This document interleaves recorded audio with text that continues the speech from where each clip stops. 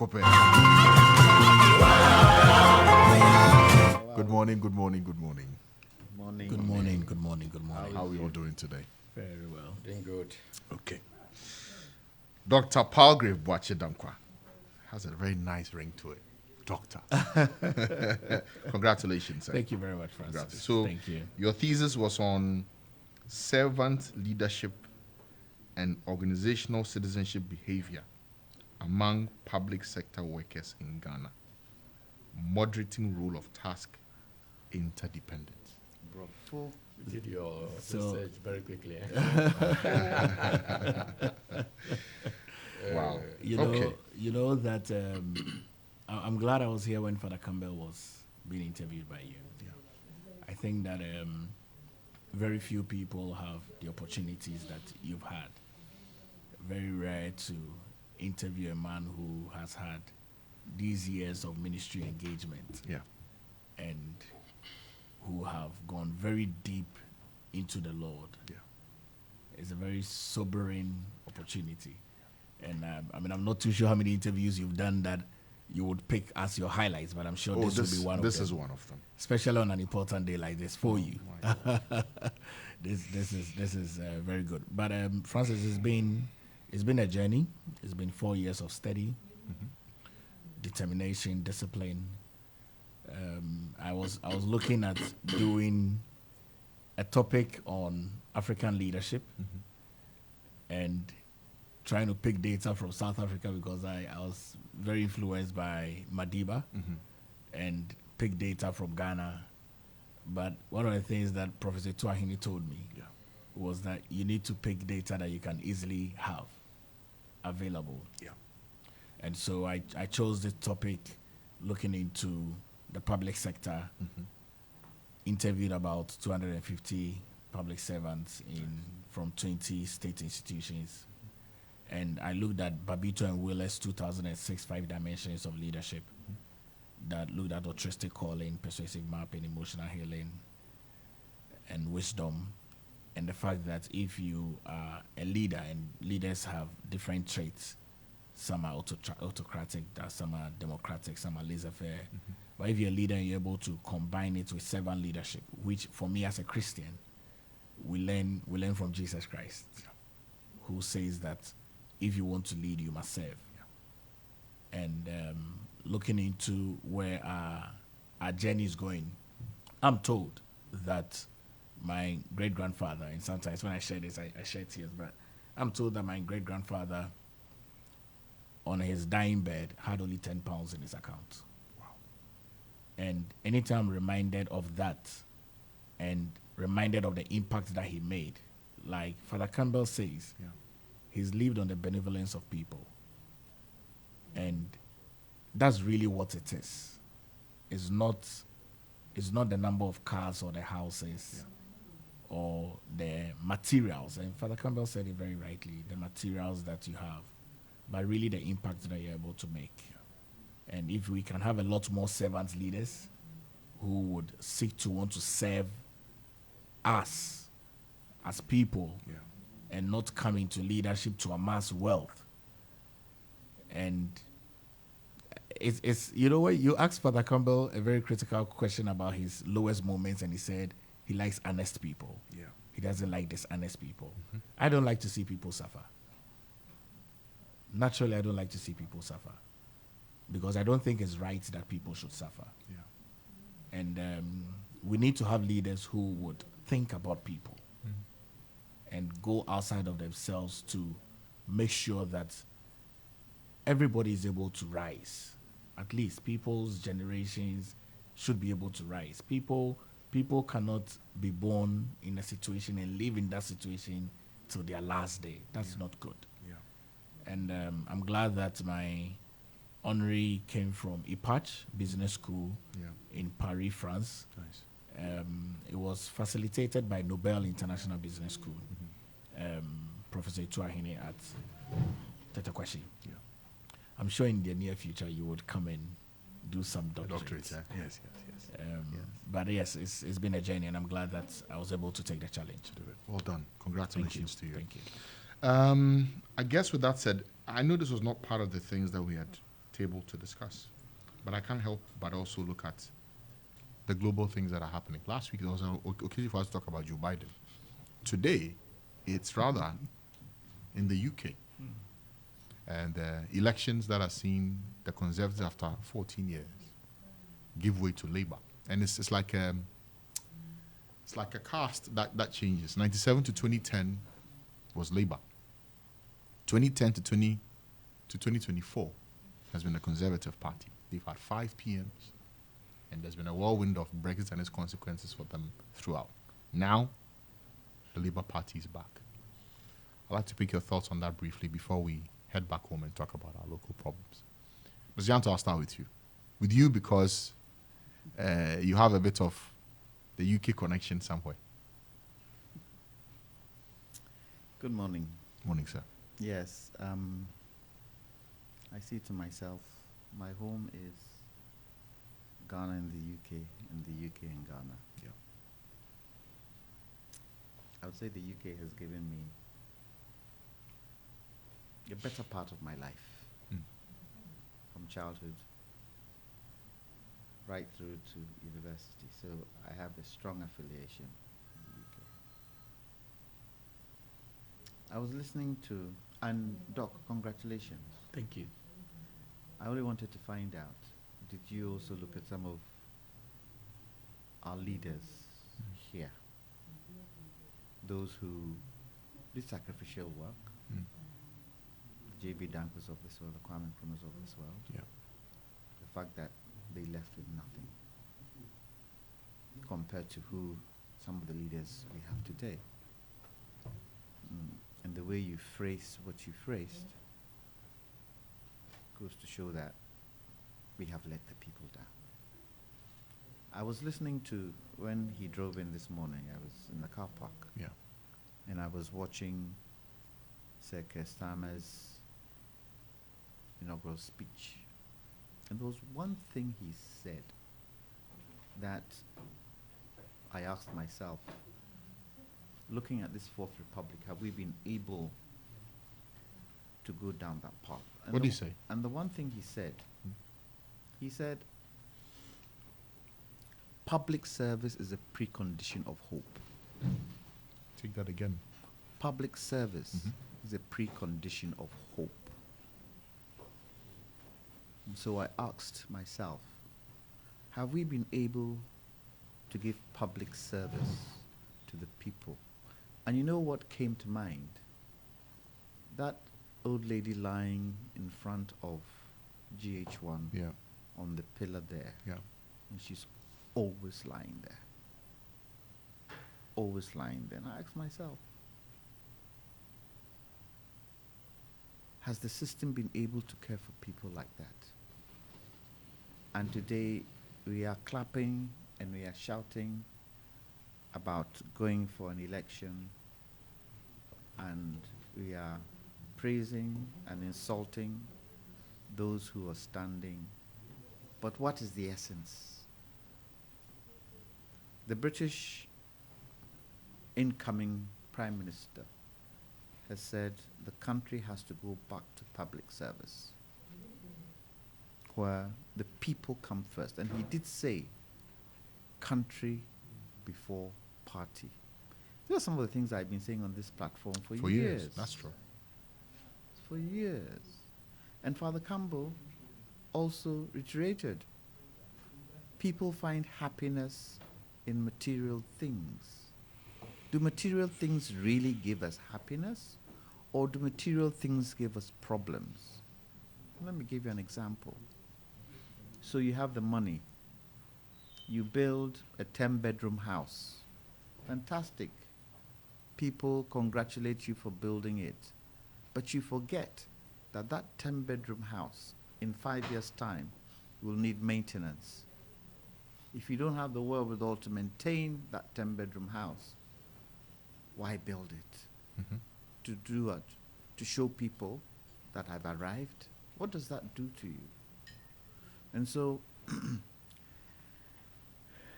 Father Campbell's interview is mind-boggling. And as he was talking, you know what I thought about? and you might think it's controversial. I thought about the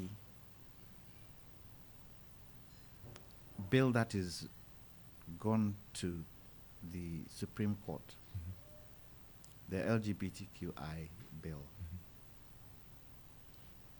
And I'm an avid reader of the Bible. And when you go to, I think it's Romans 2, homosexuality has been dealt with in that chapter.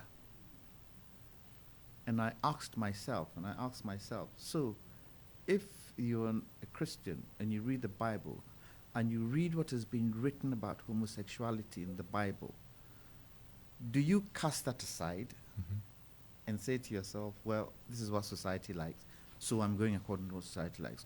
Or you go according to what is in the Bible with regards to homosexuality, and it deals with it straight. And so you then ask yourself, have we lost our way in terms of how we take care of people? A huge majority, 409 in Parliament for Starr. Huge majority. The Conservatives got 131. 131. The Liberal Democrats About got 400, 420 or so. 71. Lib Dems, yes. Yeah, Lib Dems got 71. Yes. As until now, I've just seen 409. Huge. I think the British Parliament is about 635, 650. 650. 650. 409 is huge. The big question, and Starr asked the question, how we use the majority to help the ordinary man. You see, one of the things that have shifted in the UK is healthcare. Shifted.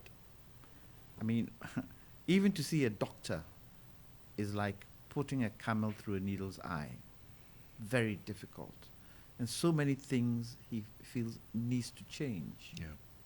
So Labour got 412 seats. It's gone up. For the Conservatives, they got 120. The Lib Dems got 71. And then the others also fell through. Yeah. Their term is 5 years, right? I think so, yeah. The term is 5 years. But there's also the option of snap elections at any But time. you see, the thing is that the thing with the UK type of system is that when a party gets into power, you rarely see the party staying for 5 years. They would tend to go 10. Margaret Thatcher. Yeah. Blair nearly did 10. Yeah, she nearly. Blair nearly did 10. Blair nearly did 10. Yeah. You won't find a situation where after 5 years they are kicking you out. But their system is different. Their system is well. The foundations of it is strong, so the system can take it. Would you say the foundations of Ghana's governance system? Oh, he is actually strong? did 10. He actually did 10. 97 to 2000, Yes. flat, 10 years. Yes. Yeah. Is Ghana's, if you wanted to compare the two, Yeah. is Ghana's foundations strong to be able for that to happen? Starr also talked about another thing, trust. We need to bring trust back. So you juxtapose it to Ghana. Do we trust our governance system enough? Do we have the confidence? And yesterday I was watching, the elections. You know one thing that struck me? What? I didn't see one policeman at any of the polling stations there. Not one. Not one. What I saw were the young people working feverishly to get the ballot boxes to be counted. There was no altercation, there was nothing. It just ran like clockwork. And I sat and I asked myself, when can this happen in our dear country, Ghana? When? Because we have to get to that point. I think ours is tainted so much with personal interest. And somebody gets into position, and the first thing they're thinking about is how do they personally gain from it. Even if they're not in the beginning, it ends up that way. And so there's always challenges. There's mistrust, lack of confidence. People don't feel like we sit in Ghana today. People people seem to not trust democracy anymore. And some people feel that even if we get the soldiers back, it will be better. And you don't only see it in Ghana, you see it across Africa, which is just something we ourselves need to change that dynamic. Going forward, okay. But unfortunately, we the older ones are not showing a better picture for the younger ones to follow. And as Father Campbell said, the younger ones don't read, so they don't see, how they change it. Look, when you read, you can change your mindset to head for a certain direction, depending on what you read. Yeah. But when you read, it opens your mind. It makes you analytical. Yeah. It makes you understand things better. And I think it's a challenge for us. A group of us took the Kufuor government to court on the sale of Ghana Telecom. The document that was brought forth for Parliament to look through was about 900 pages. Yeah. The font size was about 8 or 9 Wow. or 10. Very small.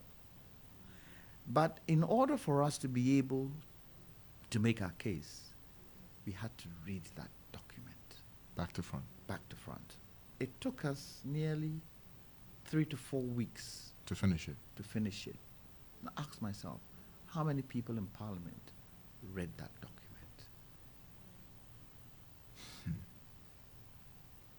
And it all goes down to the fact that the people we vote into power should be the kind of people we think can handle situations when they come up. Meticulous. Yes, meticulous. Meticulous. You've got to be meticulous, because some of the things that get into the Houses of Parliament are so symbolic and strategic to the well-being of the people that if you're not meticulous, you will not take the right decisions. And so you find that we have a long way to go. We like looking at other jurisdictions. Yes, look at other jurisdictions. But how do those jurisdictions change what you're doing? So to conclude, with the British elections, congratulations to Starr. I'm a Labour person anyway. And I hope, does it surprise you? It shouldn't surprise Well, you. CPP, socialist, what do you No, think? of course. No, it shouldn't surprise you at all. It shouldn't surprise you. Just the emphasis. It was left small when I finished law school. Small. I was going to go into British politics, but then I asked myself, your country is much more. We need you more than. We could have seen another Lord Boating, Yeah. but anyway. Sorry. So we could have seen another Lord Boating, but anyway. Well, maybe we could have. Yeah. Maybe we could have. But Lord Boating himself, when he came here, the way he spoke, you could see Ghana was on his heart. Yeah. And for me, Ghana is key. Ghana is key. In the entire spectrum of Africa, Ghana is key and Ghana is central. Yeah. Because you see, when you go down to East Africa and you go to those parts, the way they talk about Ghana, you ask yourself, wow, is that how they see my country? Ghana is a Europe to them, and they all look towards Ghana when they talk about certain things about Africa. So let's hope and pray that Lord Sir Starmer, the most important bit of their winning is how they are able to turn the country round. And if you watched, and I watched his speech, not one time did they talk about COVID, nor did they talk about Ukraine war. Although COVID was a challenging thing for the UK, they never ever mentioned it. Starmer never mentioned it in his inaugural address. So let's see how Labour now turn things around for the UK. Okay. Remember, they haven't been in power for how many years? 14 years. But their system is different from our system. I would love a situation where Ghana will go parliamentary. I would love that The system. way UK is. Yes, I would love it. Why would I love it? Have a prime minister. It brings We've the been there before, no? Yes, Second Republic. Yes. It will bring the prime minister into parliament To account to our people. account to the people As often as possible. As often as possible. It would make opposition stronger. Questions can be asked the prime minister. No aids, nothing. You're standing on the dispatch box and you're answering. For me, it would be a good thing if we could do that. Okay. Dr. Boache Dankwa. Francis, well, I think we saw this coming. This year I've had many more visits back home in London, so I saw this coming. Okay. Everybody was poised. Oh, your roots are also in the UK. Everybody was Oh. poised. Everybody was poised to see that Labour comes, and so Why though? You tell me why. Well, I don't want to go into the politics of it. I'm sure lawyer Jantua is aware. But you can share with us. It's good. Oh, It's Share the good. people. It's good. Share It's good. them. It's good Yeah. knowledge to share. We can learn from it. no, We can learn from it. I'll try with this bait. I'll not fall for it. Now I you're mean, a doctor, you know, so there's certain things you should be able to say very easily. Francis. I wish Starmer well. He campaigned very well. Conservative has had their time. They've had challenges over the years. Brexit been the biggest headache. For me, I didn't understand why it's been difficult. You know the economy of UK went into recession. Yes. And Brexit was one of the major reasons why, because now they can't trade with the rest of Europe. Yeah. And even when you're traveling and you're not a citizen, you cannot pass through Europe like you used to, unless you have a Canada visa or a US visa. I mean, so it's cut out a lot of things. And I mean, I don't know whether that's the conservative nature of, the decision. I mean, and I can agree. As conservative as could be. Yes, especially as conservative as it could be. But it would be interesting to see how Labour leads over the next years. I mean, I'm an advocate for real traditional holdings, and when I say traditional holdings, that's what makes me conservative. I mean, sticking to the core and making sure that you hold the base very strongly. So, I mean, that's where I'll put it. I mean, I think that UK is happy with the decision that they have made, and we'll wish Starmer well. Their families are leaving. Jeremy Hunt is just leaving number 11 with his family. Oh, Yeah. But also, one thing Starmer did, he changed the face of the Labour Party. Yes. That was a big challenge for them. Corbyn had to hold it for a yes, long time. After Tony Blair left, Yes. there was a lot of ruckus in the Labour Party. Yeah. But that tells you it takes time to bring a party back. Yeah. So there's hope for the CPP. Okay. Yes. Nice spin. Nice one. Yes. It's powerful. Yes. Well, for me, I think the relevance for us, the lessons, those are the only important things for us right now. So it shows clearly that, for proper accountability of government to the people, this kind of changes must happen. That is the big lesson that we have to learn as Ghanaians, because if you keep, and especially in African politics, what we have typically in Ghana, where the executive wields so much executive power and can do anything with impunity. The only way that we can have accountability is when we have the courage to change regimes. And so that is a big lesson that I want Ghanaians to learn. I'm not so much for British politics. I'm not so much, I don't have a side, actually. I follow it generally. I am more interested in the American Elections. politics, yes, and I watch that. In fact, I even stay the whole night to watch their debates and all of that. I'm very interested in that. For British, I'm not too interested, but the world is a global village. So whatever happens anywhere also affects people everywhere. And to that extent, I think that for me, I embrace change if it's a good one. And if you look at how massively Labour has won the election, that would tell you that this kind of change is what British people want, and if this is what they want, then that is fine. If it were Should be. closed, then we'd be saying that, well, perhaps they have a little doubt as to which direction to go. But this level of victory, it's very clear where the country wants to go, and that is what democracy is all about. So we should take the lessons, learn from the lessons very well, and also allow citizens to exercise their franchise. They should just make sure that, look, there's peace. The atmosphere is very good. Nobody is intimidated. People cast their votes, and nobody should attempt to manipulate the numbers as we normally do in Africa and in Ghana.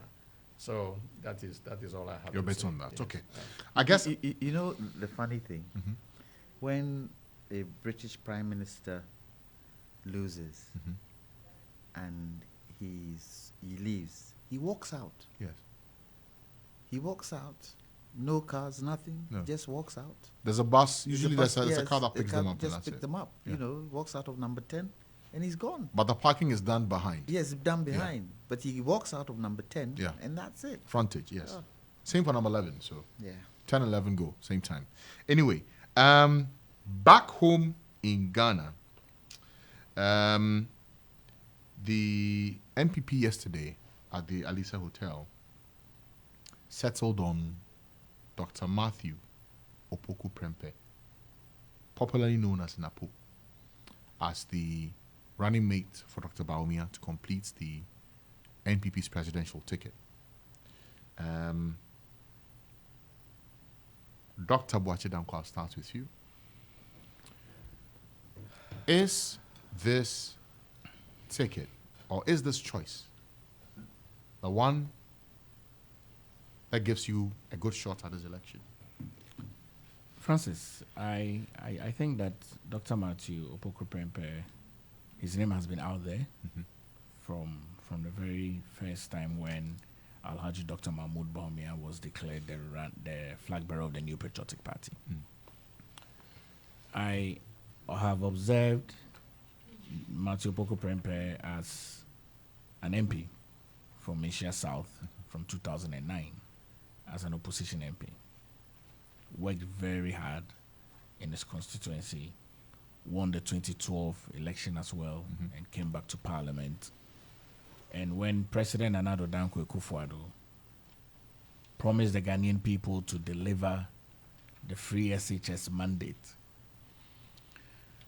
he found the hard-working, deliverable Dr. Matthew Opoku Prempeh to become the Minister for Education. And I've stated that the former Minister for Education would go down in history as the minister that implemented President Nana Addo Dankwa Akufo-Addo's free SHS policy. Obviously, an Ashanti, medical doctor by profession, now sitting Minister for Energy. I doff my hat to him.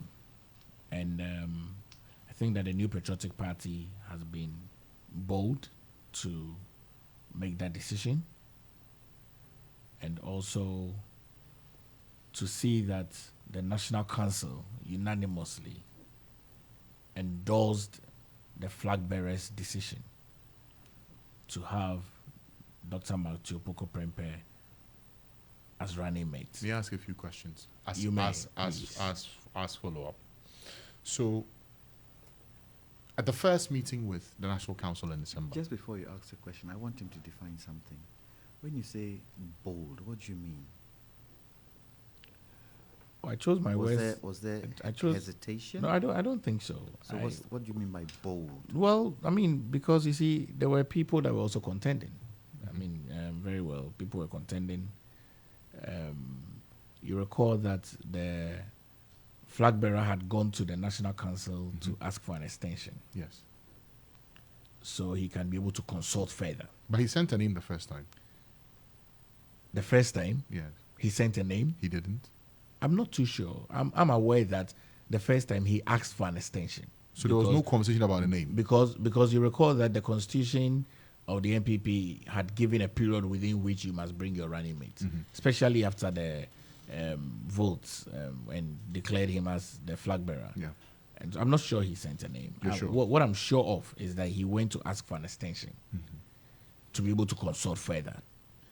And which is why when I use the word bold, I mean that in the midst of other people who were contending, the flag bearer made a bold decision that this is who he wants and presented that to the National Council. Were there suggestions from the National Council, from the president, that someone else should have been picked? None that I'm aware of. So I don't see it as bold. None that I'm aware of. Okay. None that I'm aware of. Okay. We had heard certain party leadership from Parliament who are questioning the choice. Have all those concerns that they have been addressed?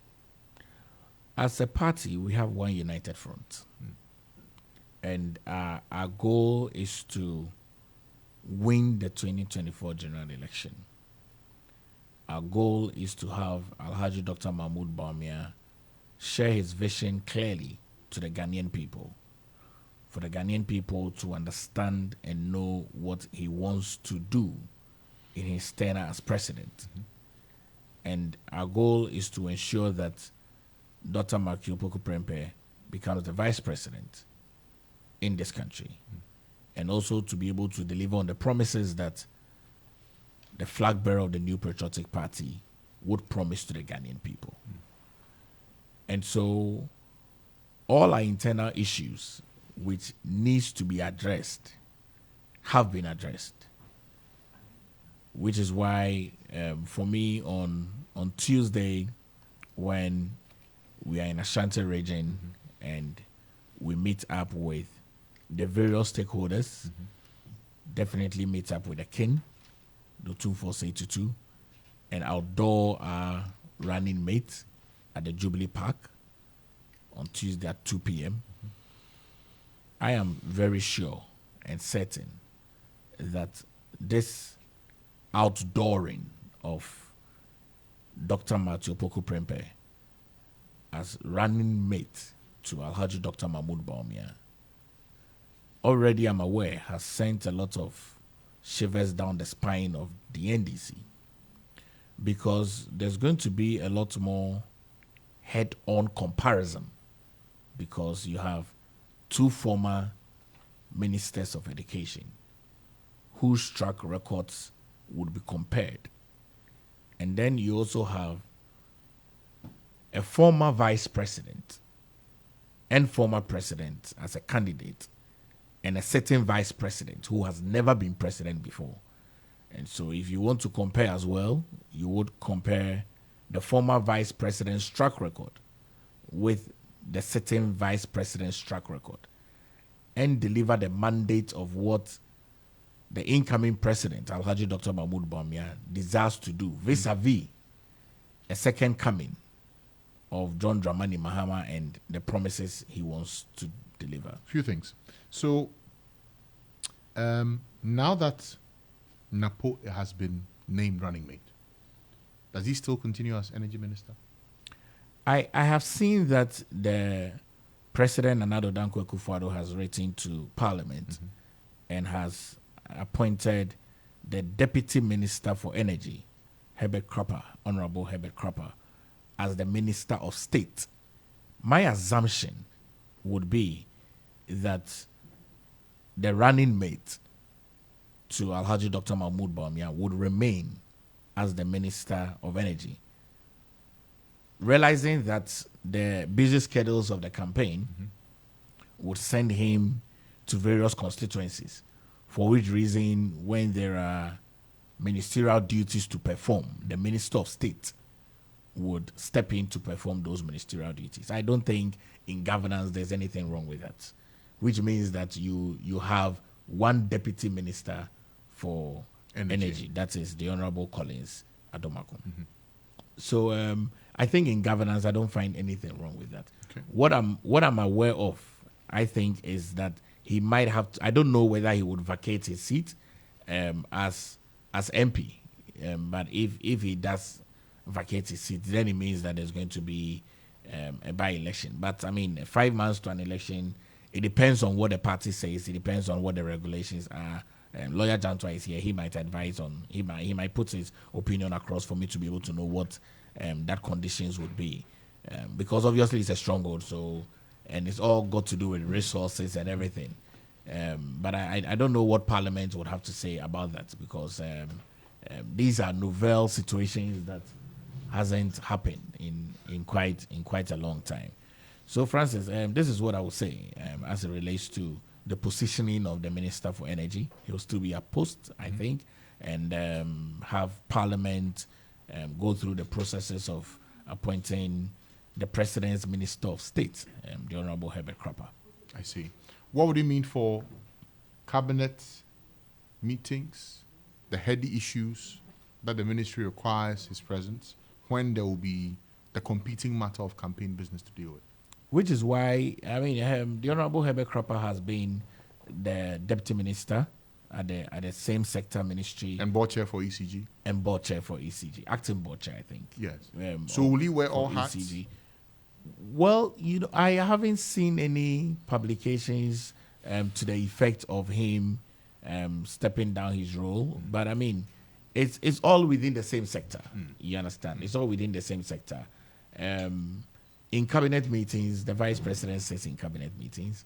The party sits in cabinet meetings. Okay. And so whenever there are cabinet meetings, wherever they are on the campaign tour, I'm sure that there will be a lot more structure that would come along to aid them in the facilitation of government business.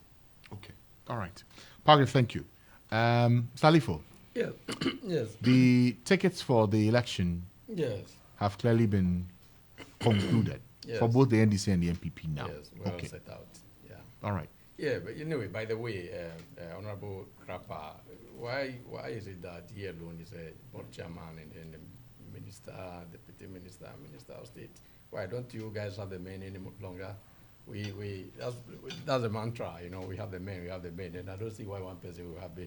But anyway, yes, we first of all, once Napo was selected, he has to be congratulated. Yeah, so I would join my colleague Doc, Doc, whom we congratulated earlier on already for his big achievement. I'll congratulate Napo, but you know, he's nominated to run along the flag bearer of NPP. So it is NPP first of all. It is NPP that has been ruling this nation for the past 8 years or so. By December, tended to be 8 years.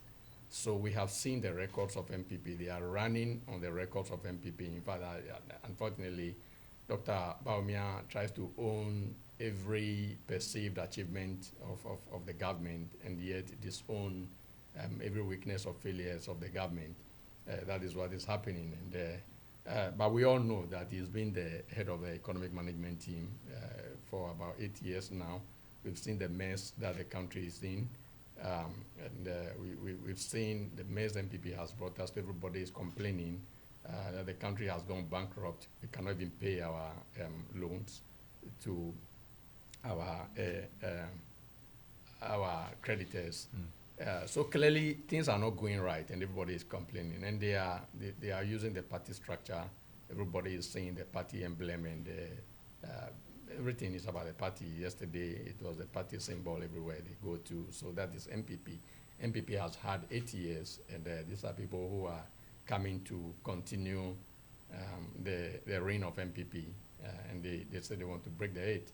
And so definitely, so long as we run election every 4 years, after they break the 8, they would say that we are breaking the 12 or whatever.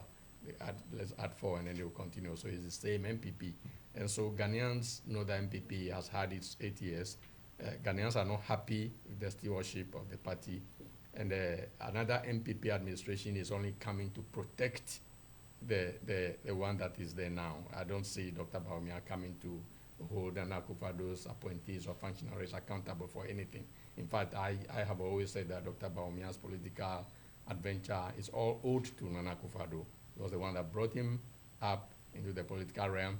He made him a flag bearer. In fact, he was the one that kind of forced him on the party. Otherwise, all of us knew that by the way MPP did their things, selected their flag bearers from Professor Dubois' time. Everybody knew that it was going to be Alan Tremartin. That's what we were all expecting. Then all of a sudden, this man came and we all didn't understand how he could garner so much support than Alan Tremartin. But the point was that for these two reasons, one, that he should come and protect the person, his mentor, the person who brought him into politics. And so he's going to be his poodle. So that is one. And then secondly, to dispel the perception, the general perception that MPP is an account party. Well, if we can have somebody leading the ticket who is non-account, then yes, we can now make the case that it's not an account party. So for these two reasons, they are willing to collapse the party at the base for a stalwart like Alan Tremartin to even move out of the party, Bachajako resign and all of that, So clearly, this is MPP ticket, and we know what MPP has done, and MPP is not appealing to Ghanaians anymore. Now, when you move to, now we heard when Dr. Bawumia said that he was just a driver's mate. So clearly, is a president who is going to be in the seat. So Dr. Bawumia himself has his own baggage. All the promises he made about the concrete roads that they will build in this country, that he said the money was in the Bank of Ghana, they had all the money, and so we didn't need to take any loan.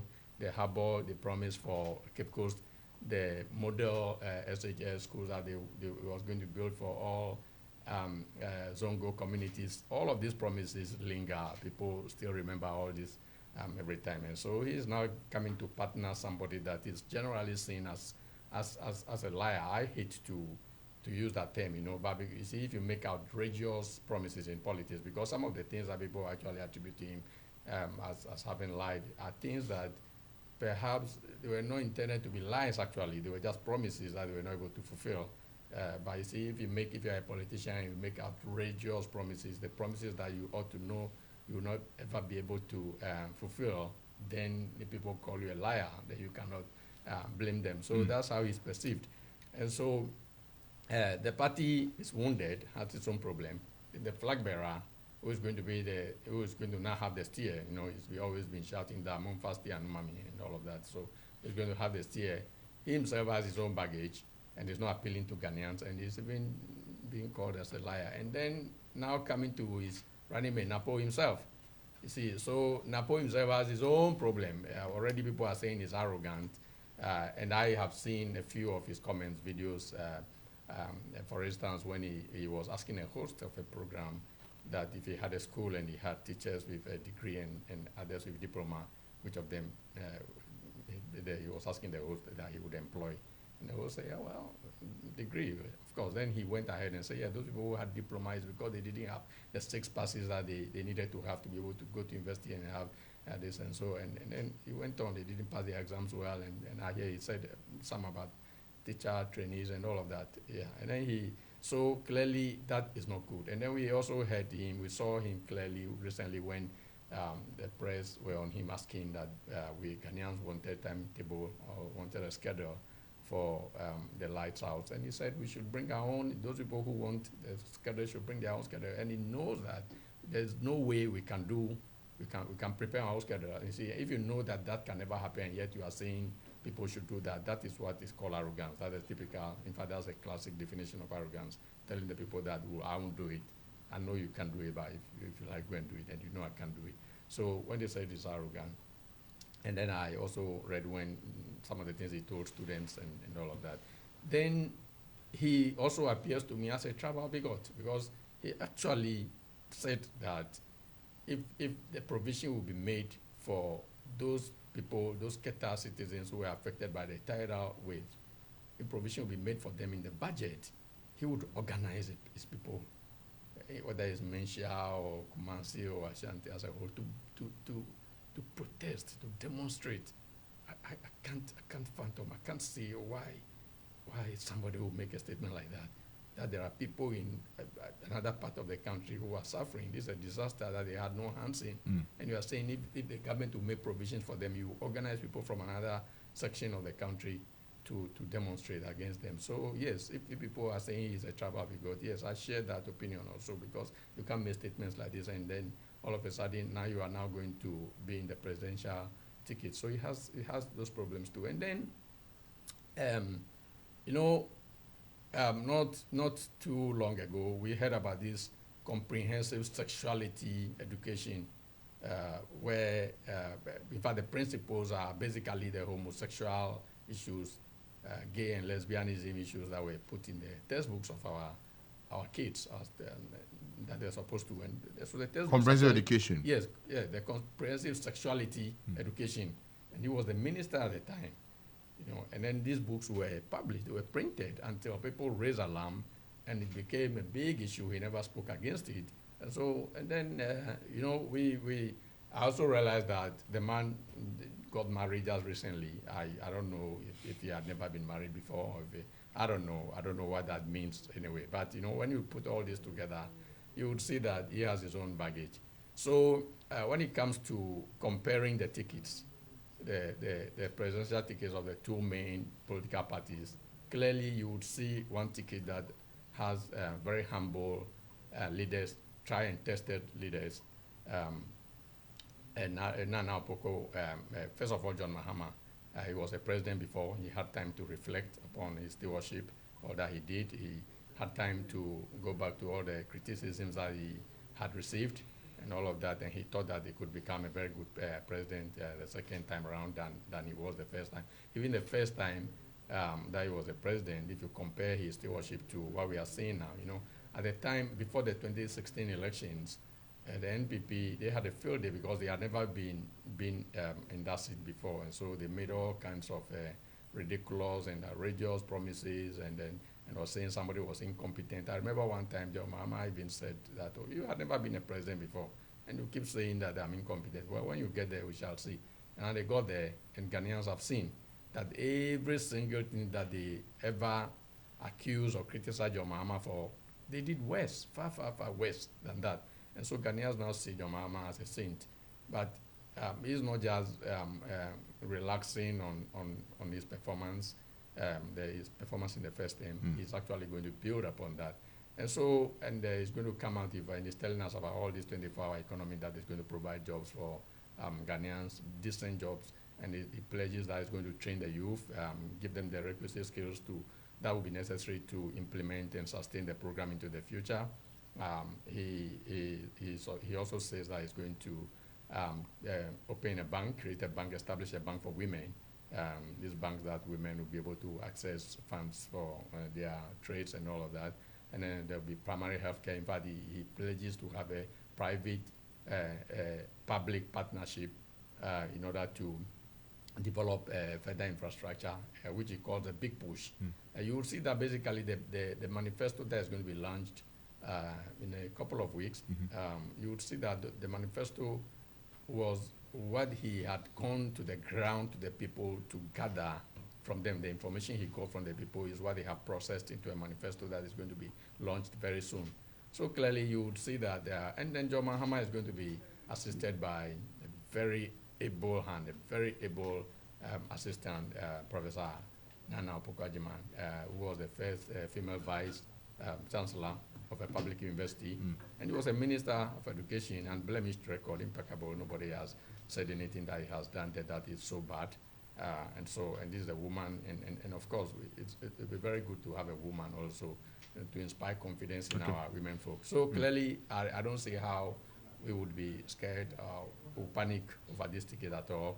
Would you subscribe to the calls for a debate, presidential and vice presidential debate? Well, to test the strength of the individuals who are contesting and the tickets. Well, you know, I'm not too sure about that. I wouldn't mind if it will happen, but you see our history over here. You know, I enjoy the debates when it happens in the U.S. But even the U.S. in their recent Republican primary, Donald Trump didn't partake in any of the debates. He completely pushed the debates out. That's a maverick. That's somebody who is very, very unconventional, so he does things the way he wants, though I think that it will be a disaster for the world if he becomes a president again anyway.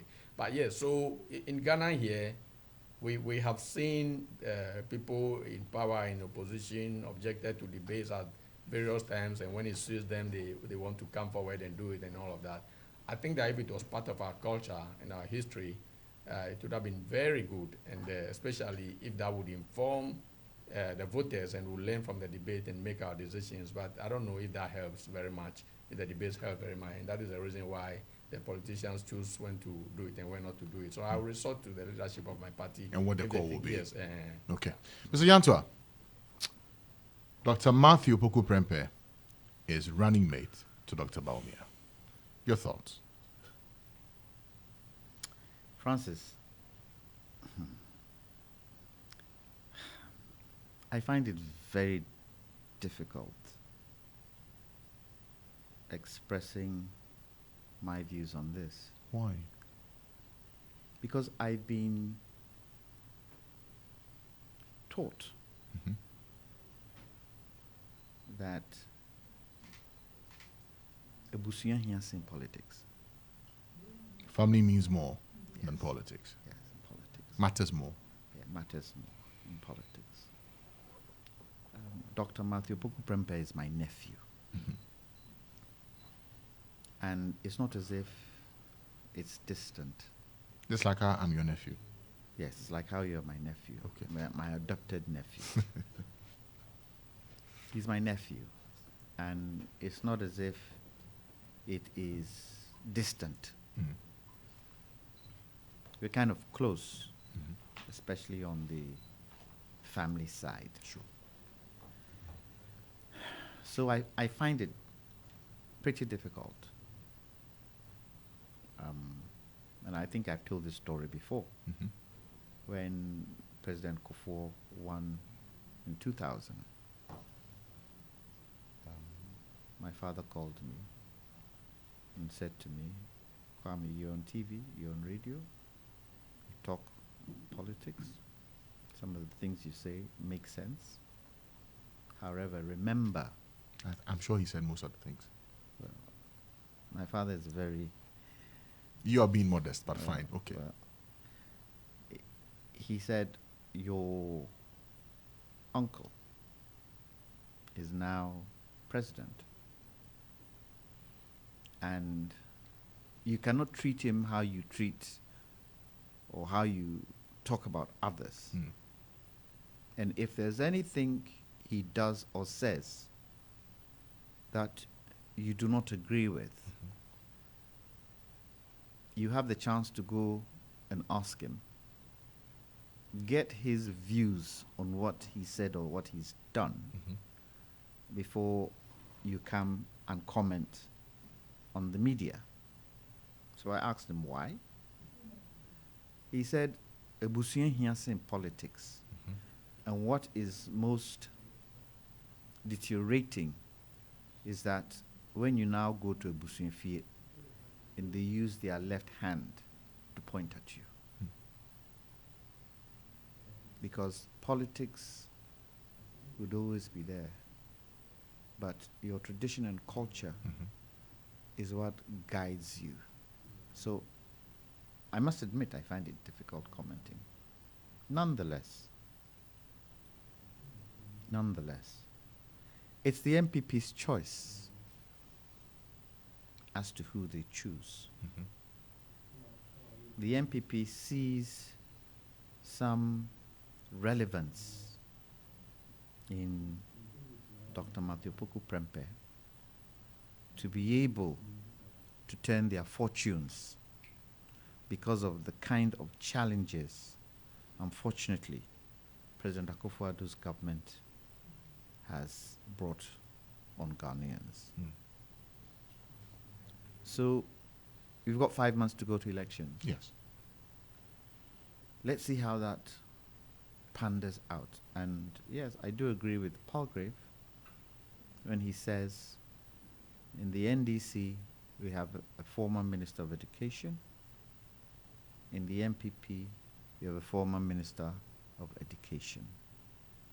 And if there is going to be a debate, and we probably would not need a debate because the issues will come out anyway in discussions. Mm. Questions will be asked.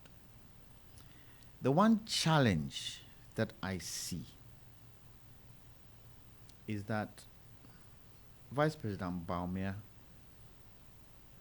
could have spoiled it for his running mate. Now, what do I mean by that? He says he, as vice president, was just a driver's mate, had no power, had nothing to do. All the power lay in the hands of the president. So if that is his assertion, has he taken on Dr. Matthew Poko Prempeh as a driver's mate? What would be the essence of him taking on the vice president or potential vice president if he feels that position is useless? So let's see. It's going to be an interesting 5 months. And if you realize the way of campaigning has changed in the probably, would I say, 2 elections back, or even the last election, there were big crowds from region to region, big crowds. Do you see those types of rallies nowadays? You don't. Means it's changed. It means a lot of people are going to get information online. There's going to be a lot of town hall meetings. There's going to be a lot of engagements of different groupings. So it's going to be very interesting. On December 7th, Ghanaians will tell us who they prefer. Unfortunately, Ghanaians want to look at the vision of Vice President Bawumia as he's put out. Ghanaians would look at his stewardship in President Akufo-Addo's government, and based on that stewardship, decide how they vote. Because I haven't heard, and I don't know if you've heard, I haven't heard Ghanaians say, if it so happens that Dr. Bawumia wins, A, B, C, D, E is what he says he will do. X, Y, Z is what he says he will do. What I've heard is, but the man is vice president. They said they will do X, they said they'll do Y. They haven't done it. They said they do that, they haven't done it. So when you hear that kind of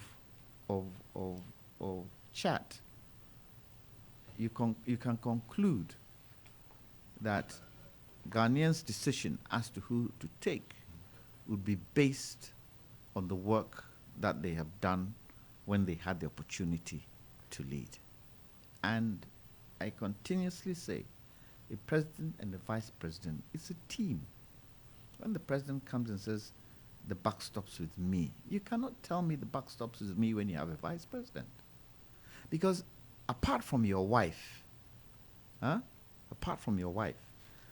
next person you would discuss things with in the realm of governance is your vice president. It's your vice president. And sometimes your wife, you don't tell her everything. You tell her the things that you feel she needs to hear. But your vice president, you would have to tell him, because he would have to go out there and do it and defend it. And so you cannot tell me, and I think it was a huge mistake of Vice President Bawumia to indicate that he was a driver's mate. It was a huge mistake for him to say, Mumfastiano Mame, you're not an opposition leader.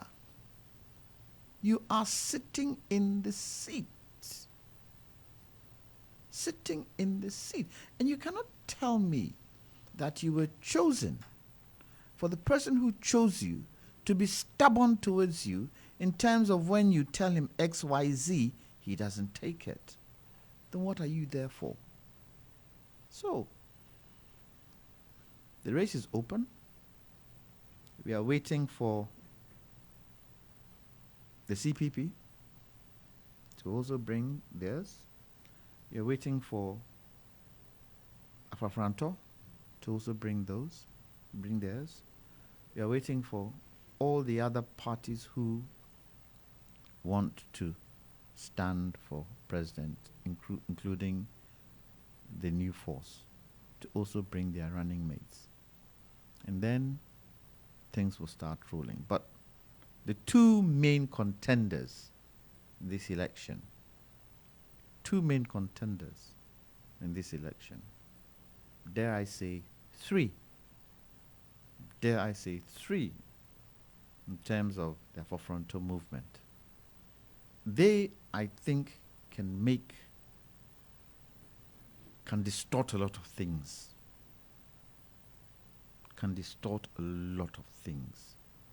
Because when you look at the, can I call it manifesto that they brought out? Yes. When you look at some of the things and you read it, you can see that they know what they're talking about. And some of the things they talk about can bring change if it could be implemented. Okay. So the gate is open.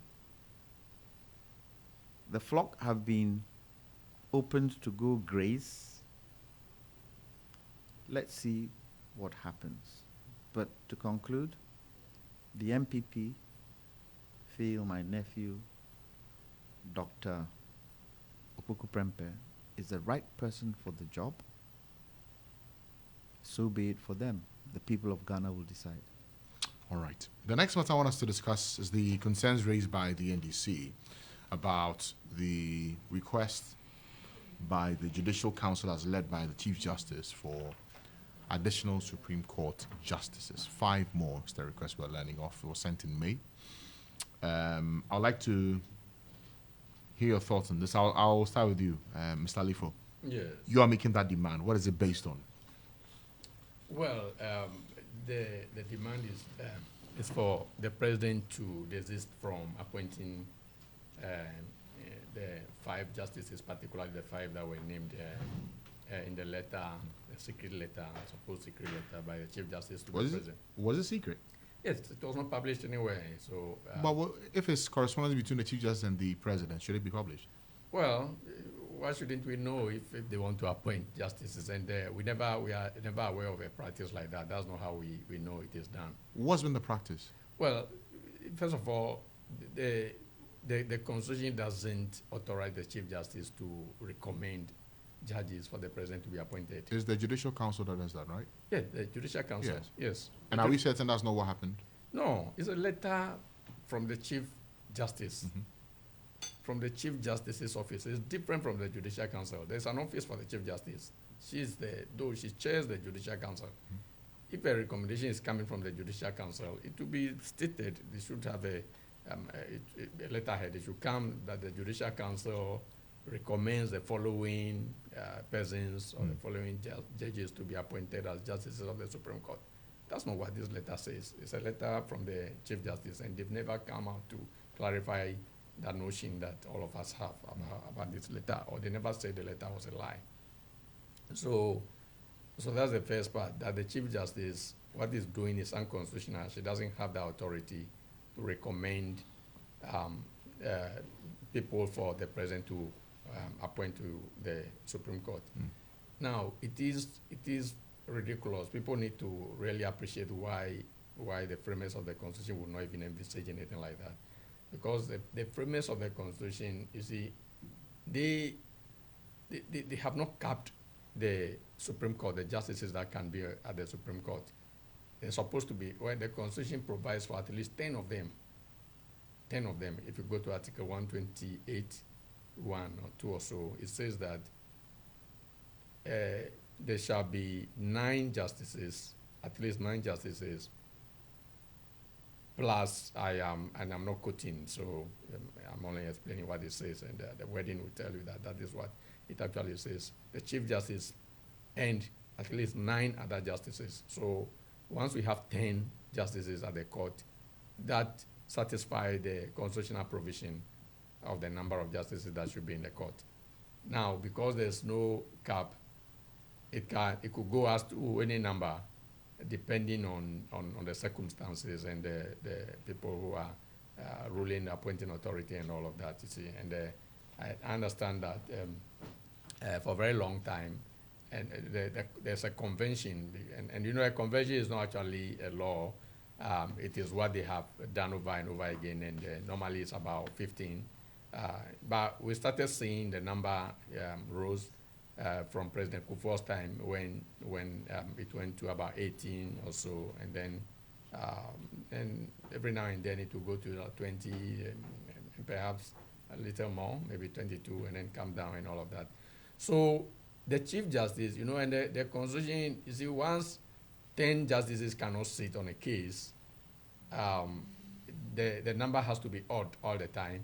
It means that if the Chief Justice is there and we have 9, I think that the reason why they provided for at least 10 is because they know the Chief Justice is also like the administrator of the court, performs administrative functions for the court. You see, and the Constitution doesn't tell us how the court should be empaneled, to hear cases, because the Constitution provides that 5 of the justices could sit on any case, and then 5, 7, and 9. Yeah, so the maximum that sits any time is 9 of them. Yeah, so it means that somebody has to select which justices. We say the person empanels, that's the term we use. Somebody has to select which justices must sit on which case that comes to the court. And it is the Chief Justice, because that is left for administrative, left as an administrative function. So it is the same Chief Justice that empanels the court for any case that comes to the court. So if the same Chief Justice is going to be recommending justices from the lower courts or from the bar to be appointed by the president, and it's the same person that is going to be constituting the panels that we hear cases, it will not make any sense. You see, in Ghana, what happens is that we are lawyers. Anytime the lawyers go to the Supreme Court, the first thing they look for is to see which judges are sitting on their case. It is so bad. It is so bad. You want to look at them first, and then you start forming. Unlike in the U.S., all of the 9 sit every time. Any case that goes there, all the 9 sit. But you also know that the difference between our system and the U.S. system is that the U.S. federal system for Supreme Court, there are state Supreme Courts. Yes, so before it comes to the national, the pressure in terms of cases are very different. No, it doesn't. It still doesn't matter. In terms of the load and the quantum. No, the load, it still doesn't matter. In the sense that, you see, even in the state Supreme Courts, the state Supreme Courts, yes. You see, they also just have 9 all the time. They are not saying that, the state, because no. the litigation. No, please don't misunderstand. What I mean is that in the U.S. system, there are state Supreme Courts. I understand. So before a matter reaches the National Supreme Court. And it's not every matter that even goes to the National Supreme Court. Exactly. Yeah, but I'm saying that I'm now just comparing Ghana to a state in U.S. Yes. And I'm saying that even in the states, in the U.S., they also just have 9 Supreme Court justices. For a state, yes. Yes, so if the states have 9, and litigation in U.S. is far more than in Ghana, you see, and they are handling it. So how can you make the argument that as for Ghana, we should have more than 9? When in a state, for instance, like Michigan or like New York, they still have 9. Yes. And the litigation, the amount of load that goes to the Supreme Court is far, far, far more than, in fact, it's about 10 times what comes to our Supreme Court. Okay. Yes. So that argument, it doesn't have any leg to stand on at all. So but I am saying that even if we are going by, because this is the practice, and I haven't seen many lawyers criticize this. You see, I was trained as a lawyer in the United States, and so I only came here to do a post call. So when I came, I complained about many of these things. But when I complain, even among my colleagues, lawyers, they just look at me, and I'm sure they were not even appreciating, because maybe they haven't seen anything different. So they don't. So I realized that every time I look odd, I talk about why won't we just have 9? All of them should sit on every case, and there should be no review. You see, here we have a review. There's a constitutional provision for review that when you go to the court and you are not satisfied, yes, and you can find exceptional circumstances, you must go back to the court again. To review, yes. Yes, and the review, I am saying that it makes nonsense. It makes nonsense the first decision of the court. You see, and nobody appreciates that. They said, well, you should have a second chance. Because of time, yes. You should, we should have a second chance. Well, but yes, so basically, I think you don't have much time for us to delve too much into this. So because there's one more matter that we need to do. Okay. That's why I'm So clearly, I think that the constitutional ground that NDC is objecting to this is that we already satisfied the Constitution by having not less than 10 justices in the court. Secondly, the Chief Justice does not have the authority to recommend anybody to the president to appoint. Thirdly, even if he had, then that would have been a subject for discussion, because then we would have been discussing that strongly, because if he had that authority, then we wouldn't also agree that it should be the same person empaneling the court, because you can't select people that you like and then they come to the court. And then, because I know that there are justices in the court who complain that they don't put them on certain cases. Certain cases come to the court, they don't sit at all. There are justices, we know, we are lawyers. This information is in the circle. We know that there are certain justices, they are jettisoned, kind of. You know, you hardly see them. And if you see them, they only come for certain type of cases and all of that. So I don't think it is good. Even the optics, it doesn't speak well for the court. And then finally, I have to make this point also. You notice that the judge that is sitting on the ambulance trial case is one of the justices that has been recommended by the Chief Justice to be appointed to the Supreme Court. And when you go to Is that why the case of bias has been raised against her? Raised against who? Against the justice? Because I know Richard Jakpa's counsel has written asking that the judge be changed because they believe there's a matter of bias against them. Well, I'm not Okay, privy that's to fine. that information. Okay. Yes, but I'm saying that, look, it does not. And you see, this is a judge who even said that the Attorney General should stay away from the case in order to protect the integrity of the court, of the trial. And the same court is still entertaining the same Attorney General that you advise strongly to stay out of the case. Now he comes and is cross-examining, and you are entertaining. So you see that this case. But if you strongly advise, That wasn't advice. A suggestion was Yes. made. Yes, that's what I say. So if he doesn't take the They're two suggestion, he different cannot bar them from No, due but cross-examination. you see, I have heard a few lawyers say that advice is as good as order in that instance. And my explanation, I was on this program before and I tried to explain it, and I said that the reason why the judge will not make an order for the Attorney General to be out of the case is because the judge dismissed all the applications that made those allegations against the Attorney General. The judge did not accept any of those applications. In fact, the judge didn't go into the merit of those applications. She dismissed all of them on technical grounds, the mistrial application and all of that. She dismissed all of them on technical grounds. So if she didn't go into the merit of those and found anything wrong with the Attorney General's conduct, then you cannot make an order.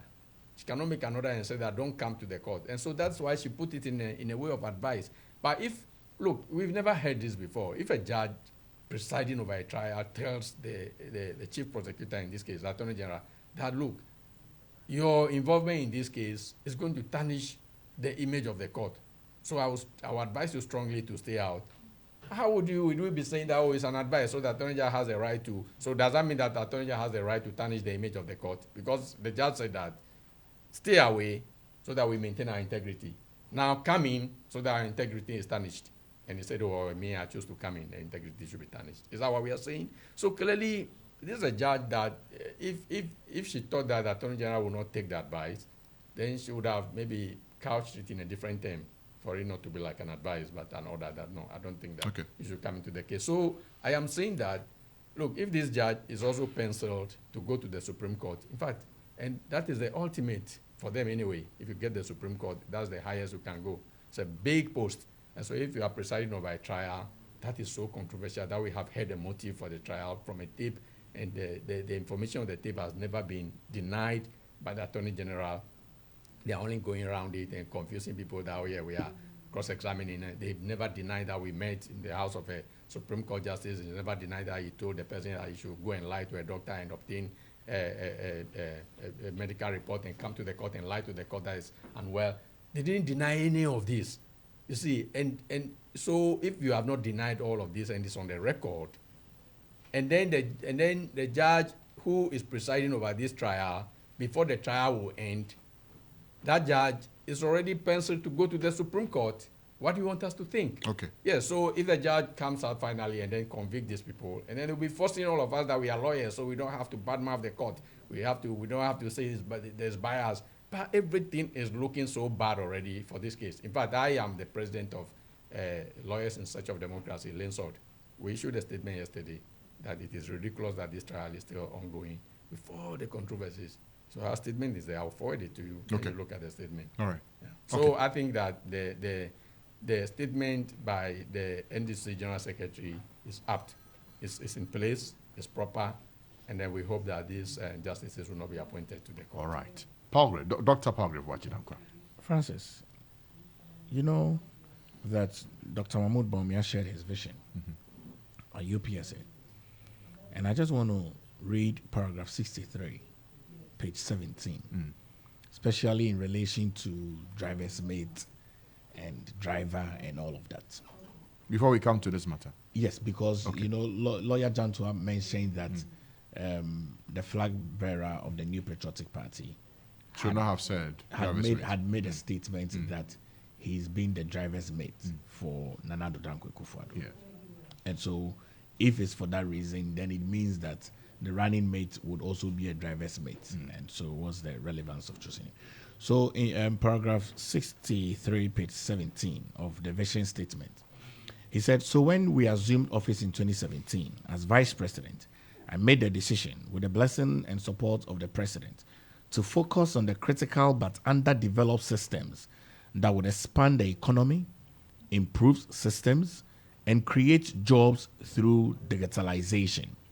Therefore, as Minister of Finance oversees the budget and fiscal policy, and the governor of the central bank also focused on monetary and exchange policy, I focused on the complementary data and systems improvement that would ensure the ease of doing business and change the fundamentals of the economy, making it more dynamic and responsive to modern trends, and the management of it more scientific and efficient. End of quote. Now, I think that the political jargons of driver and driver's mate, I think for me it's just politics. The vice president has stated very clearly the mandate that was given to him by President Nana Addo Dankwa Akufo-Addo as vice president. And I think, looking at this statement and looking at what has been done, he's achieved it. Create systems, improve the ease of doing business, dynamic, responsive, modern trends that is more scientific and efficient. So that is to respond to Lawyer Jantua. And now to the Chief Justice's case. I was on one of your networks this week, not within the EIB brand, but one of the media networks. And the host showed the letter that was written from the Chief Justice, dated 30th of May, and received at the presidency on the 4th of June. And the Judicial Council seated on the 24th of June. Now, these 5 persons, I have done a background on them. These are astute judges. Some have served at the ECOWAS Parliament, ECOWAS, ECOWAS Court. So I've served at ECOWAS Court with many years of experience. And I'm told that the Supreme Court has a lot of cases that come there. Especially in Ghana, we don't have a narrow court. What that means is that every single Ghanaian citizen can take a case to the Superior Court and must be heard. Compared to other countries where you have a narrow court where other cases do not come there. It's not open to the entire population. But Ghana is unlike that.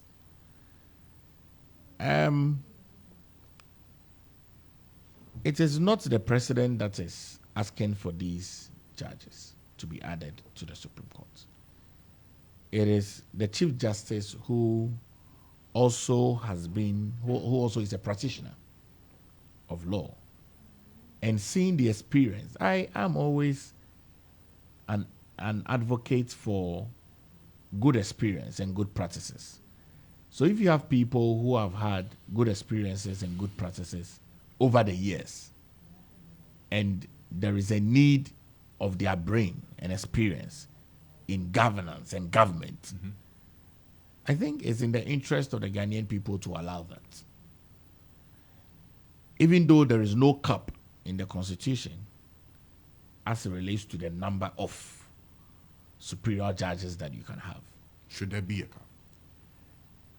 In my mind, knowing that there are a lot of cases that goes to the Supreme Court, and knowing that when those cases go to the superior courts, people must be heard and judgments must be pronounced. I think that it's early days yet. The Judicial Council has sat. We don't know what advice they would bring out after they are sitting on the 24th of June. But the call that there is not a need for more judges at the Superior Court, I think that call is not a healthy call, because there's a lot more cases that comes to the Superior Court that must be cleared for it to go. Is it a matter of case management, load management, instead of increasing the number of judges? To be honest, I think that there were some conversations ongoing to have court to sit at night. There were some conversations ongoing. Afternoon courts, night courts, okay. Yeah, there were some conversations in that regard to be able to clear the backlogs. But I'm always a good advocate for stronger systems, a good advocate for brains and experiences that have worked over the years. For which reason, when those people come back home after service to the sub-region of West Africa, and the Chief Justice finds it wise to bring those experiences into the Superior Court, I think we should allow it. Okay. Mr. Jantua, you're a lawyer. Just to Senior. comment. Can I call you senior? You are a senior, right? How many years at the bar? I finished law school in '85. Boy. 39 years. From what Palgrave read, Yeah. with regards to, Oh, you're going back to driver's mate? well, I need to respond. With regards to Dr. Baumia's responsibility. Is that what President Akufo-Addo told us? He has had to find a niche for himself. What President Akufo-Addo told us was that Vice President Baumia was the economic guru who was going to head the EMT, Economic Management Team, which is so fundamental in terms of how the economy runs. True or false? What happened? President Akufo-Addo decided to listen more to Kenneth Oriata than his vice president. So his vice president felt lame. And because his vice president felt lame, he needed to find something to do. Hence what Palgrave has just read from his vision. So for me, that doesn't change anything. It doesn't change anything. He, as the vice president, had a responsibility, but he said he was the driver's mate. Now, let me go to the Chief Justice. When you asked the question, I decided to do some research on it, whether the Chief Justice had the right to recommend. And this is what I came up with. And I put the question in. Does the Chief Justice of Ghana have the right to recommend justices to the president to nominate? Is this normal search or ChatGPT? This is AI search. Okay. And it said, yes, the Chief Justice of Ghana has the right to recommend justices to the president for nomination. In Ghana, the process of appointing Supreme Court justices involves the following steps. 1, with recommendation. The Chief Justice, in consultation with the Judicial Council. So the question then should be asked, was this in consultation with the Judicial The Council? information is even wrong anyway, senior. It's not correct. Well, let me read what I've got here.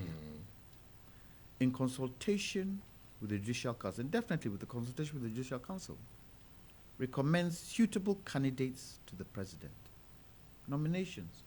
The president nominates the recommended candidates for appointment as Supreme Court justices. Approval. The nominated candidates are then sent to Parliament for approval. Appointment. After parliamentary approval, the President formally appoints the candidates as Supreme Court justices. It then concludes by saying, the Chief Justice's role in recommending candidates is crucial, as it ensures that the judiciary has a say in the selection of its own members. The process helps maintain the independence of the judiciary and ensures that qualified and experienced individuals are appointed to the Supreme Court. It's worth noting that the Constitution of Ghana 1992 and Judicial Service Act 1993 provide the legal framework for the appointment of Supreme Court justices, and the Chief Justice's role in the process is explicitly stated in these laws. Senior, not to cut you, we have to situate this argument properly because people are listening to us. That is AI. Let me just read what the Constitution says. And I thought that But remember, it has also indicated the laws that govern the nomination. But It talked about the 1992 No, Constitution I heard it. and the Judicial Service Act. It didn't cite any provision in the Constitution for us to go and ascertain that. No, but it has already said you need to go into the Constitution That's what I'm saying. to actually Yes, get and what so, it is. Yes, but So- I'm now in the Constitution, okay, so- and we cannot get what they are saying over there. That's my point. So I find it a bit challenging. It's wrong. Wait, when I finish, you can come in. I find it a bit challenging that a Supreme Court judge who needs people to work with will not have a say in those they nominate. That the president, out of his own will choose any lawyer. No, but no, I'm just saying that I don't see how a Supreme Court judge won't have a say. That's the point I'm making. The Supreme Court, the Chief Justice will have a say, should have a say. But she presented the names. No, but I'm saying that she had, the thing is that from the NDC's standpoint, they are saying that she doesn't have the right to present. And I'm saying that she's a Chief Justice. Why shouldn't she have a right? But the Constitution, we are working with the Constitution. What does the Constitution say? Okay, Yes, read what the okay, that's Constitution why. says. That's what. Read That's what the the intervention I Constitution wanted to says. say. Look, if you look at Article 144(2), this is what it says: the other Supreme Court justices shall be appointed by the President, acting on the advice of the Judicial Council, in consultation with the Council of State and with the approval of Parliament. How does the President get the names? That's what Through I'm the saying. through the Judicial Council. Yes. Is the Chief Justice part of the Judicial Yes, Council? it's a chairperson. Exactly. Yeah, but Exactly. no. When I was making my submission, I Exactly. distinguished. If she's chair of the Judicial Council, Yes. she has a right. No. Does she have a right? No, senior. How not? Senior, they can say that. Look, this thing can be very clear that upon recommendation of the Chief Justice, the President shall appoint or shall nominate and shall be vetted. But it doesn't say so. It says the Judicial Council. The Judicial Council is not composed of only one person. But she's chair. Yes, so you can be chair. wait. If it so happens that the Judicial Council have agreed Yes. that these people are the ones that we want, Yes. does she not have a right to say it? No, they will write it for us to say that it's the Judicial Council. Whatever the case is, does she, as an individual, as a Chief Justice, Yes. does she not have a right to say it? No, Is I what am you're saying that I'm saying that there's a letter coming from the Chief Justice Yes. in her capacity as the Chief Justice. Yes. And if you listen to the argument you are making, you are saying that you don't see why the Supreme Court justices should not have a say in the people that are appointed to the No, I court. said the Chief Justice. Yes, well, okay, Okay, fine. the And Chief we are Justice. saying that But- the Chief Justice, but- if but you look to at the look at- composition of the Judicial If you look Council, at only the Chief Justice. 144(2), it says the other Supreme Court justices shall be appointed by the President, acting on the advice of the Judicial Council. Yes. Now, what I was saying, getting some clarity on is the Judicial Council in communicating to the President Yes. who they would want. Yes. Is it by the hand of the Chief Justice or the Council by itself writes to the President? Well, That's what we she's need to get chair. clarity on. No, She's yeah, chair yeah. No, of but the council. sometimes Understand your question. it is It's not the possible chair. that the council may have a secretary who will Yes. write to the president. Yes. It's possible that the Chief Justice will write on behalf of the council Yes. to the president. So And the letter must we say still so. need clarity That- on And if both the fronts. Chief Justice is That writing I on don't behalf know. of the Yes. Judicial That Council, one I don't the know. letter must say so. That one That I on don't behalf know. of the Judicial Council, Council, yeah. or at the meeting of so and so of the That- Judicial Council, we that recommend I that. don't know. Okay. Yes. Okay, That one fair. I don't know. Okay. The other side of the coin is whether the president is packing The the Supreme Court because of XYZ and because they're trying to cover whatever wrongs they've made. That could be a possibility. That could be a possibility. And most governments in power have done it in this Fourth Republic. It's nothing new. I'm not too sure about And that even one as and well. even in the States, isn't it done? Are you sure it's been done here? Oh, What's been the instance where it's been passed? in terms of when judges are put on, the recent ones President Akufo-Addo put on, what was said about it? What was said? That he's packed it with his people. Wasn't it said? Didn't you hear it being said? Yes. So it's been done before. You see, what we should be very mindful of is that the Supreme Court judges should have a mind of their own when it comes to situations and circumstances like that. They should. How can we ensure We should. that? Well, that is a challenge. Yes. That is a challenge. That's what we have to scrutinize the appointment process. But wait, you can have somebody who isn't so-called a a judge of the ruling party, if I can use that word. But when cases do come, they have their own single mind, guided by the law, guided by case law and all that, and they make a decision, right, bang, on point. Senior, So- let me just 1 minute. You see, for instance, when Professor Mills appointed, he appointed, I think, 4, and all of them are on retirement. When he appointed justices to the Supreme Court, you would see that, in fact, they went on retirement quickly because they looked at those in line. You see, some of them were at the Court of Appeal and all of that. Then he appointed. He didn't care.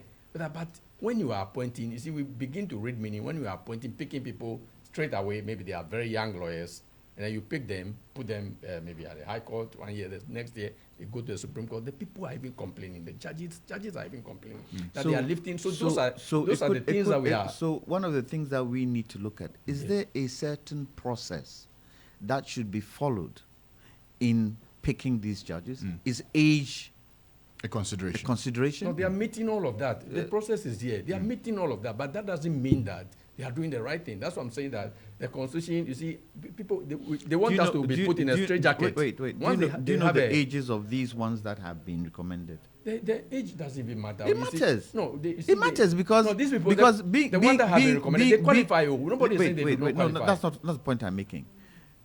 The age matters because there is a certain age limit to be a Supreme Court judge. Yes. So if somebody As in to serve. As- At a as to certain age, you have to yes, retire. Yes, a certain age No. you've got to retire. But A certain senior, age, nobody has 70. problem with their ages because No, they are meeting all those the point, conditions. yes, the point I'm trying to make is that perhaps Yes. if it so happens that the names recommended are young ones and there are older ones there, Seniors that have No. to seniors move that up. exactly have No. been moved up. No, we have looked. Nana Akufo-Addo appointed justices to the Supreme Court who retired the next year, the following year, just Yes, 1 year. yes. So but that is the the point I'm making. question he's asking is that are there other seniors who are in line to take up this There position are who have been plenty. I'm telling you, there are plenty. who have been overlooked? Yes. They are. That is, but So- that's the argument I've just made. So if they've been overlooked, the Yes. question should be asked: are those who've been overlooked and those who've been chosen? Those who have been chosen, are their work performance better than those who've been overlooked? That question should be who's asked. going to determine well, all no, of this? but we've got to ask the questions. Yes, so that's what we are and those doing. are the questions we are asking. Yes, so that is. You If see, it so happens when we are that- not getting clear answers to this, that's where we begin to suspect. If it so happens that the mantra is you are packing the Supreme Court with your own so that you cannot be judged when you are no more there, then let's see the ages of those they are packing there. And those who are also out there who have gotten close to that age that could also be put there. And then ask the question. See, the reason I'm doing this intervention is that I just want to, because my senior, I have to give him some information. You see, so the point I'm making is that because he made the assertion that all governments do it, they appoint and then they hand. That's why I'm saying that how would we determine? You have to look at the caliber of people they are appointing. And so when we begin to look at the caliber of people, and then when you look at Professor Mills, for instance, and you see that he appointed people from Please define from caliber.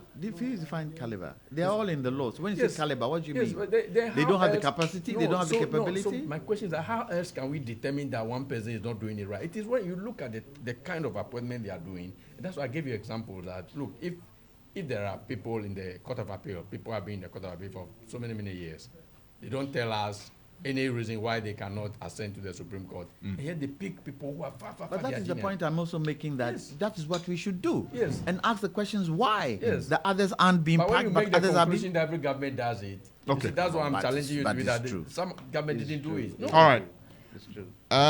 Unfortunately, our time is up. We could have done one more issue, but we're out of time. We give you the time to give us more. We're out of time. We're out of time. So I want to say thank you What to was Mr. the last Jantua. one? The cement issue. Okay. The cement issue, yes. But we're done. We're done. We're done. So I thank each and every one of you for your time. Why are you so hard pressed with time to do like that? No, it's actually 10:30. I'm done. I've actually gone past my runway. No, the next segment is just knocking at the door. What's happening? Palgrave, are you bringing a choir here? I wish I was. I wish I was. Are I they coming see. to celebrate your? So tell us if you are Your celebrating. doctorate. Oh, well, I think it's a special Okay, day the for. program has been closed. Oh, Okay. Yes. There was nothing else. So long, farewell, our readers, and good night. I hate